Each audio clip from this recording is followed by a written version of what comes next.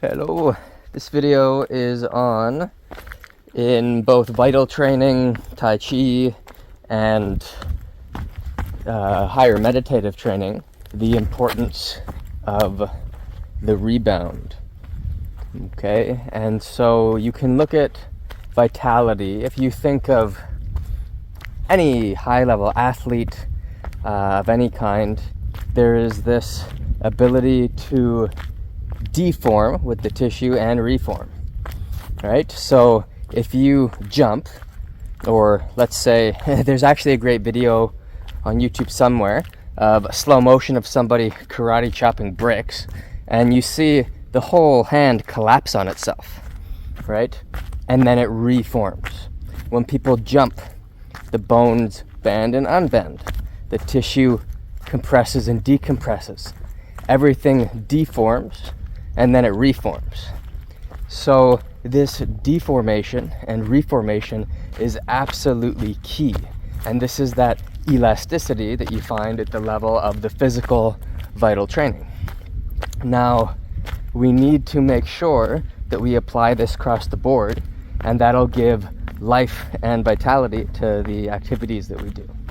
So if you look at what I call like 1970s Tai Chi, where the instruction was relax, everyone was doing the wibbly wobbly, everything's dead, right? And that type of body and mind that gets developed is quite lethargic, and I suppose flaccid's the best word. It's just floppy, right?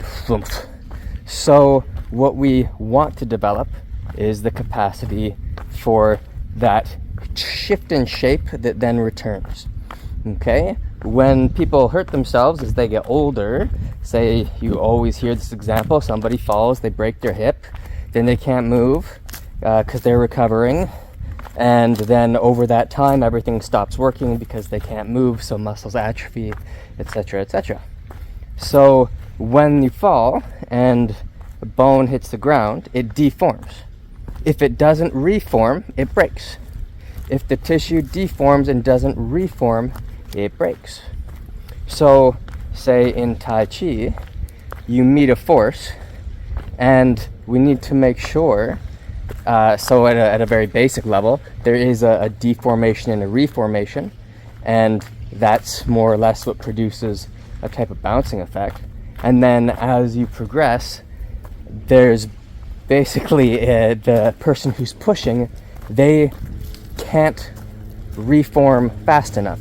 They deform against your state of mind and energy ultimately, and they can't reform in any way that is fast enough to meet the deformation that's being imposed upon them or thrust upon them by your state.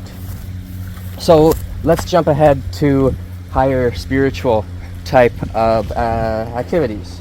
When you're doing meditation and various other types of, spiritual stuff, you have this process of unbecoming what you currently are and re-becoming, or becoming for the first time, I guess, depending, something new, something more refined, something that vibrates at a higher frequency, that is in touch with light in a different way or different qualities, and this is of the utmost importance.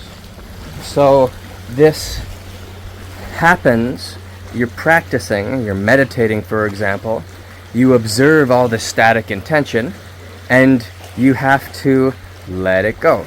All those shapes of who and what you are at that moment need to deform. And then ideally we want them to reform. Well, not those shapes, but we need those shapes to deform. Then you reform to something higher, okay, to something a little more evolved. And this is a big part of the process, okay? And you're constantly deforming what was, deforming who you were, who you are, into something else. So this applies right from the gross level of the very physical body up through the vibrational scale as you rise, and you just keep working with it. Deform and reform. Okay, so that's this elasticity type of mentality applied right from the gross physical through higher spiritual planes of development. Alrighty, hope this was helpful. Thank you, practice. Bye.